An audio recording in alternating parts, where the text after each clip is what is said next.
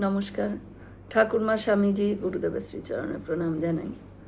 তথ্যসূত্র ব্রহ্মচারী অক্ষয় চৈতন্য, সেখান থেকে কিছুটা অংশ পড়ে শোনাই। শ্রী শ্রীমা যখন গুরু, স্বামী প্রাণাত্মানন্দ মহারাজ জিজ্ঞাসা করলেন, তীর্থ ভ্রমণের ইচ্ছা হয় মা? তীর্থ ভ্রমণ কি খুব ভালো? মা হাসিয়া বলিলেন, তীর্থভ্রমণ খুব ভালো বাবা, ওতে মন পবিত্র হয়। তবে দীক্ষা নিয়ে তীর্থভ্রমণে যাওয়া আরও ভালো।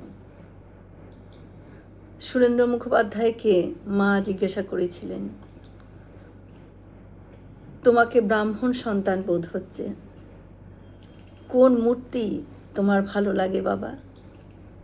তিনি বলিলেন, শিবের কোলে কালী বসে আছেন। শক্তি কি কখনো শিব ছাড়া থাকেন? তোমার শক্তি মন্ত্র, এই বলিয়া মা মন্ত্রোচ্চারণ করিবা মাত্র ভিতর দিয়া যেন তড়িৎ প্রবাহ চলিয়া গেল। অনেকক্ষণ পর্যন্ত তিনি থরথর করিয়া কাঁপিতে লাগিলেন।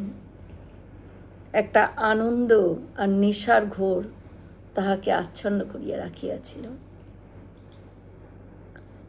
স্বামী জগদানন্দের কাছে শুনিয়াছি, ম্যাড্রাজের একটি বিধবা মেয়ে শ্রী শ্রীমায়ের কাছে মন্ত্র পাইয়াই তিনি বলেন, আমাদের কাছে অনেক শিষ্যরা আসেন, এতদিন জানতাম না কি দিতে হয়, আজ থেকে এই মন্ত্রই দেব।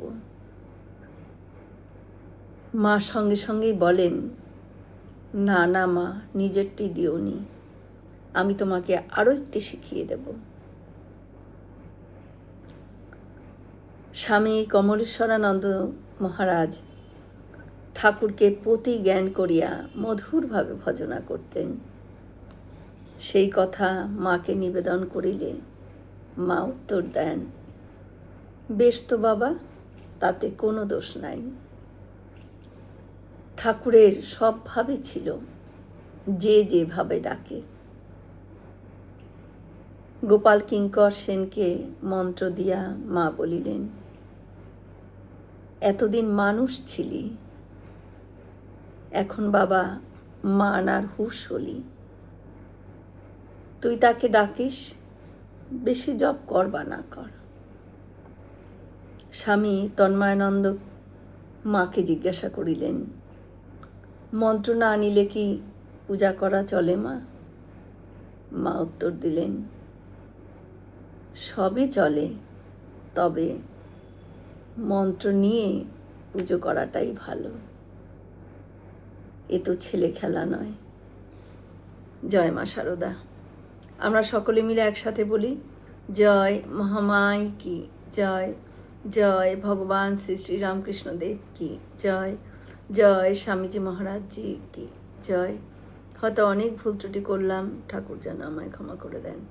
সকলে সুস্থ থাকবেন, আনন্দে থাকবেন, ঠাকুর মায়ের কৃপা দৃষ্টি সকলের ওপর বর্ষিত হোক। শুভরাত্রি।